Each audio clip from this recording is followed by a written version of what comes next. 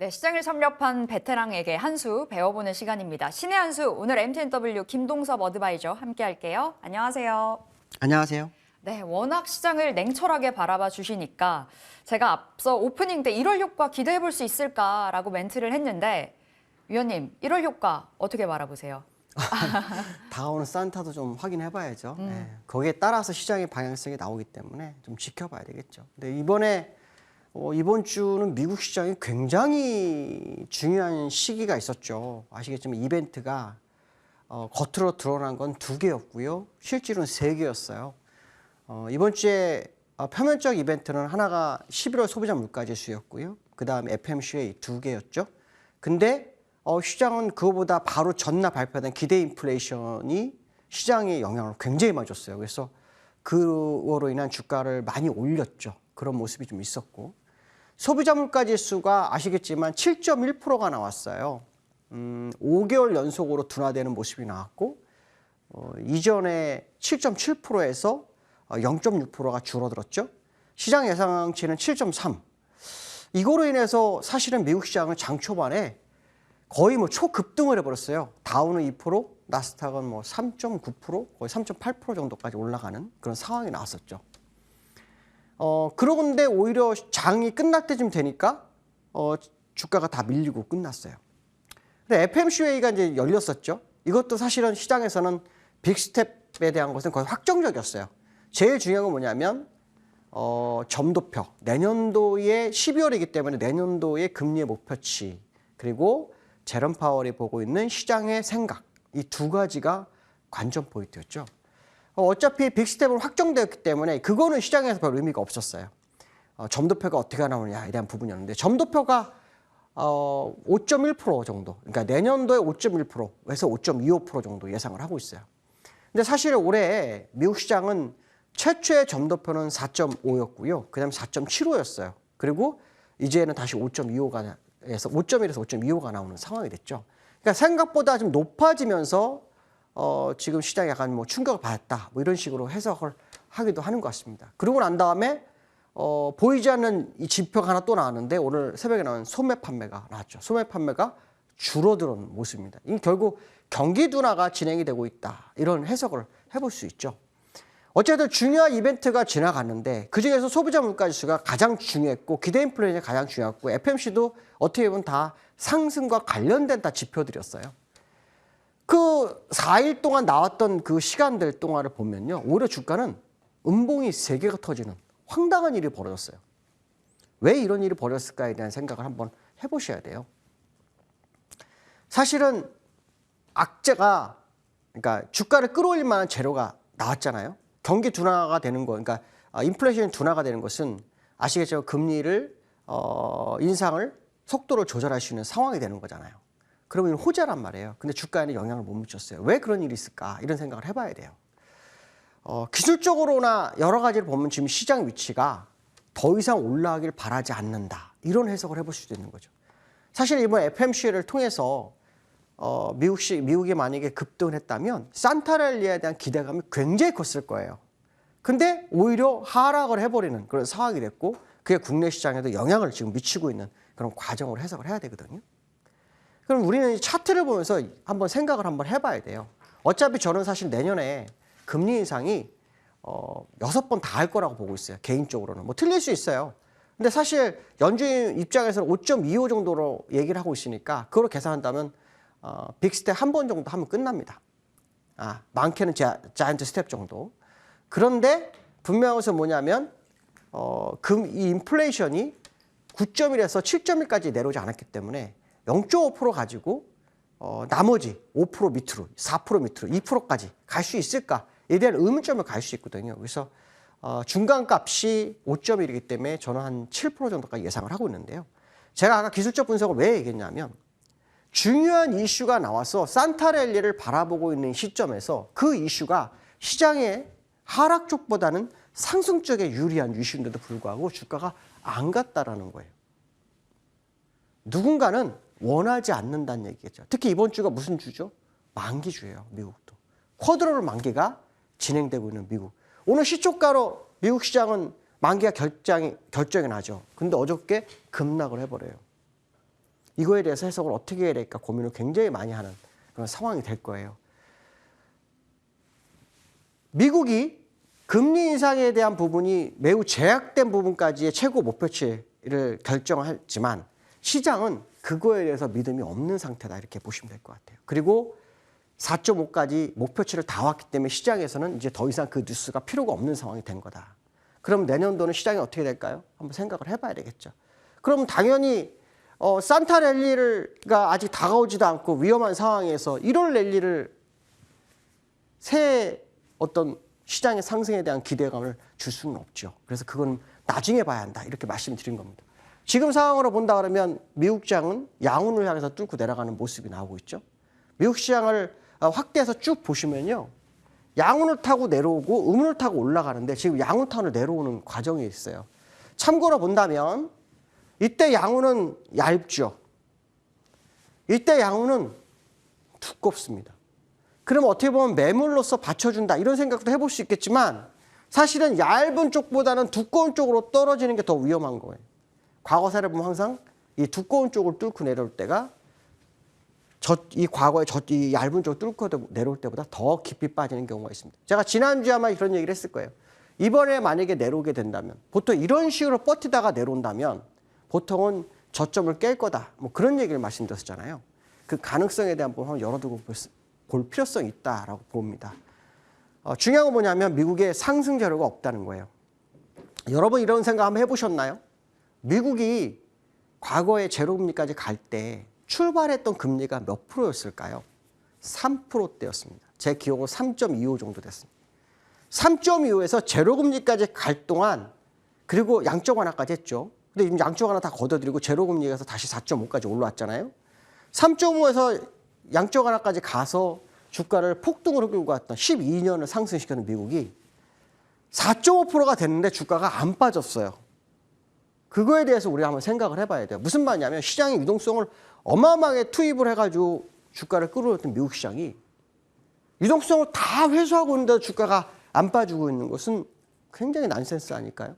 이거는 한번 생각을 해보셔야 돼요. 저는 결국 무언가가 반영을 할 거다. 실제로 시장에 파생상품 관련해서 65조 달러, 우리나라 돈으로 약 8경 정도가 숨어 있다고 하죠. 그 숨어 있는 부분이 어떤 식으로 시장에 드러나는지도 확인을 해야 되겠죠. 실제로 미국에는 부동산에 대한 고금리로 인한 부동산 문제가 좀 심각하게 대두되기 시작을 했어요. 과거에도 2008년에도 문제가 된 건 서브프라임 모기지였거든요. 그 당시에 금리가 3.25, 제가 기억을 합니다. 그 당시에 3.5, 3.25. 그때도 서브프라임 모기지가 문제예요. 저신용자의 모기지가 문제가 되는데 지금 4.5가 돼서 만약에 인플레이션 못 잡고 더 올리는 상황이 발생한다면 어떻게 될까요? 그거 생각해봐야 되죠. 이제는 인플레이션에 대한 부분이 아니라 이제는 침체로 가는 상황을 확인해야 돼요. 미국에 있는 많은 기업가들이 얘기하는 것 중에 하나는요. 경기 침체로 의한 기업의 실적을 시장이 반영을 안 하고 있다. 그것이 이제 반영될 때 봐야 돼. 이렇게 봐야 된다. 이런 얘기를 하고 있어요. 무슨 말이냐면요. 인플레이션으로 인해서 가격이 올랐잖아요. 침체가 와서 임금이 올라가지 못하거나 경기가 활성화되지 못한다면 소비가 늘 수 있을까요? 소비가 늘 수 없죠. 그게 문제가 된 게 오늘 소매 판매가 줄었다는 거였습니다. 그로 인한 시장의 움직임. 결국 이제 미국 시장은 금리가 4.5에서 더 갈지 안 갈지도 생각을 해봐야 되겠지만 이제 인플레이션에서 침체 쪽으로 가는 경기 둔화 쪽으로 가는 쪽으로 시장 포인트가 맞춰질 확률이 굉장히 높다는 거죠. 만약에 그게 맞다고 한다면 새로운 국면으로 시장에 전입하는 과정이 될 수 있다. 무슨 말이냐면 인플레이션도 못 잡았는데 침체로 가는 상황. 결국 스태그플레이션 가능성이 시장에 나올 수 있고 그게 이제 시장의 화두가 될 확률을 한번 열어두고 보실 필요성이 있다라고 생각을 해봐야 될 것 같습니다. 미국 시장이 사실 올해 금리 인상을 했지만요. 작년에 했어야 되고요. 올 초에 좀 빨리 했어야 돼요. 그럼 인플레이션이 좀 더 낮아질지는 모르겠죠. 그러나 지금이라도 했으니까 일단 인플레이션이 좀 낮아지긴 했지만요. 실제로 연준의 제롬 파월은 인플레이션 잡기 전까지는 금리 인하가 없다고 하죠. 그러면 침체를 어느 정도 인정을 하겠다는 거고 똑같잖아요. 그 인플레이션이 잡히려면 얼마나 시간이 필요할까 한번 생각을 해보셔야 돼요. 2%까지 오르는데 10년이 넘게 걸렸어요. 제로금리까지 가가지고요. 그렇죠? 근데 9.1에서 2% 가려면 엄청나죠. 2% 올리는데도 그 정도인데 7%를 내린다고 생각을 해보세요. 시간적으로도 엄청난 시간과 엄청난 금리 인상이 있어야 될 확률을 놓고 본다 그러면 지금 미국이 사실은 금리 인상을 더 강력하게 시사를 하는 게 더 맞을 거 아닐까. 뭐 그런 생각도 한번 해봐야 되겠다. 이렇게 말씀드리고 싶고요. 그 다음에 제가 항상 나오면 환율을 꼭 얘기를 하죠. 환율이 이번 주에 1,200원을, 그러니까 1,300원을 이탈해서 1,200원 싸움을 계속 하고 있는 모습이었다가 어저께 역외환율에서 1,321원을 터치했고요. 지금 오늘 우리나라는 1,320원까지 갔다가 지금 1,309원에서 거래되고 있어요. 제가 지난주에도 말씀드렸지만 환율은 제가 아는 상식으로는 분명히 이 주가는 올라가는 쪽이 맞다라고 말씀드렸었는데 아직 바닥에서 싸움을 하고 있어요. 근데 이제 만약에 여기서 바닥을 더 뚫고 내려간다면 위험자산한테 기회가 가지만 만약에 여기서 올라간다면 이제 위험자산이 좀 위험하다고 봐야 되겠죠. 저는 사실 환율사고로 본다면 이 환율은 이제 다시 출발 국면에 접어든 것으로 좀 많이 해석을 하고 있어요. 기술적으로는 약 쌍바닥의 모습도 있죠. 여기서 어떻게 보면 200일선 밑으로 있기 때문에 어떻게 보시면 추세 이탈으로 해석을 해볼 수 있지만 이 환율의 캔들의 움직임을 매일같이 이렇게 따라가다 보면 지금 누군가가 여기서 하방경 직선을 완전히 확보를 했다라는 생각을 하고 있거든요. 그래서 오늘 떨어지고 있는 21선이 1,320원이었어요. 만약에 종가상으로 돌파가 조만간 진행이 된다 그러면 환율의 조정은 마무리가 됐을 확률을 봐야 되고요. 다시 약세 쪽으로 흘러가는 고점으로 가는 그런 모습이 있을 수 있다는 거죠. 만약에 환율이 그 상황이라고 한다면 아까 미국 시장도 마찬가지로 우리나라 시장 마찬가지로 뭐 산타레인 떠나서 신년 효과가 쉽지 않을 거다라는 생각을 한번 해보셔야 될 것 같습니다. 그래서 환율의 흐름을 놓치지 마셔야 되고요.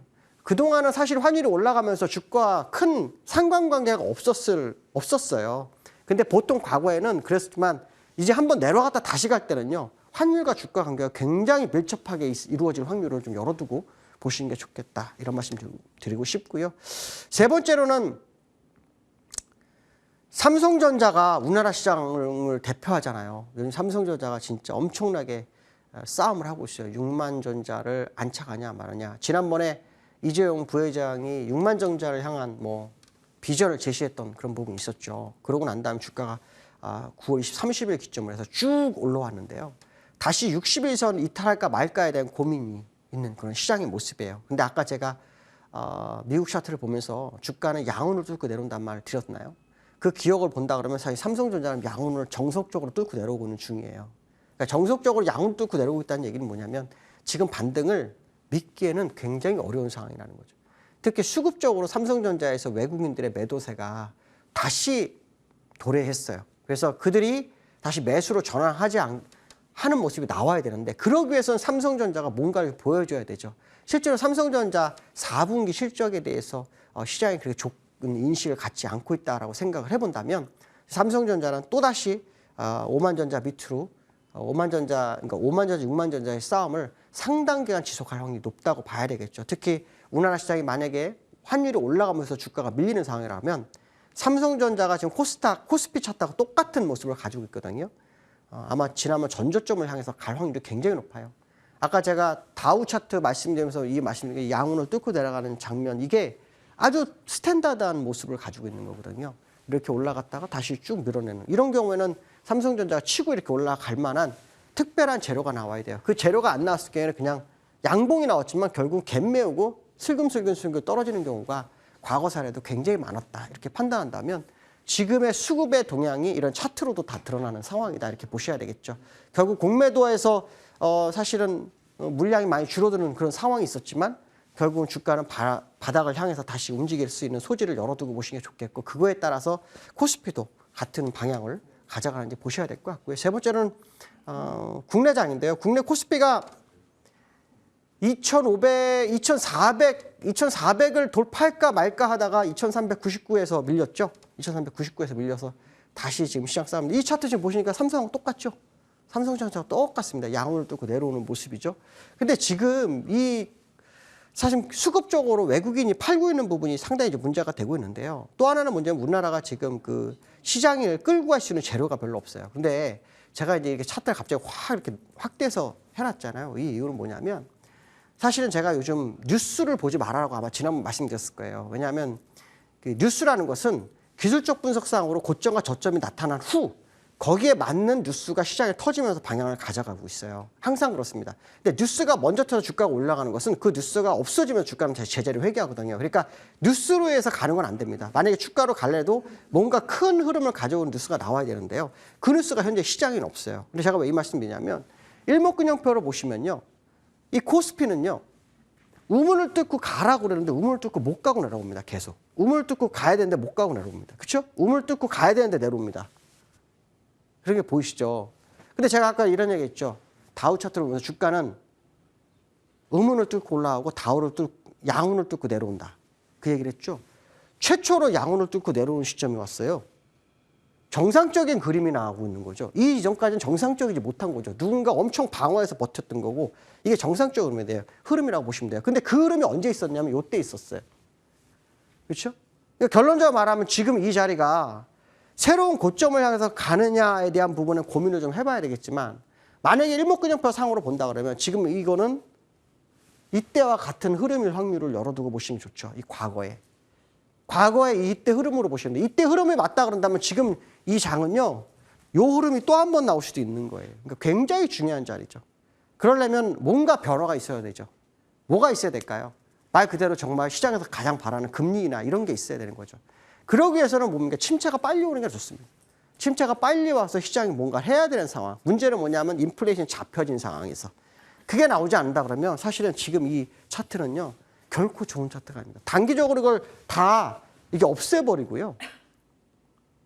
만약에 캔들 한 120개 보면 이게 굉장히 이쁜 차트죠.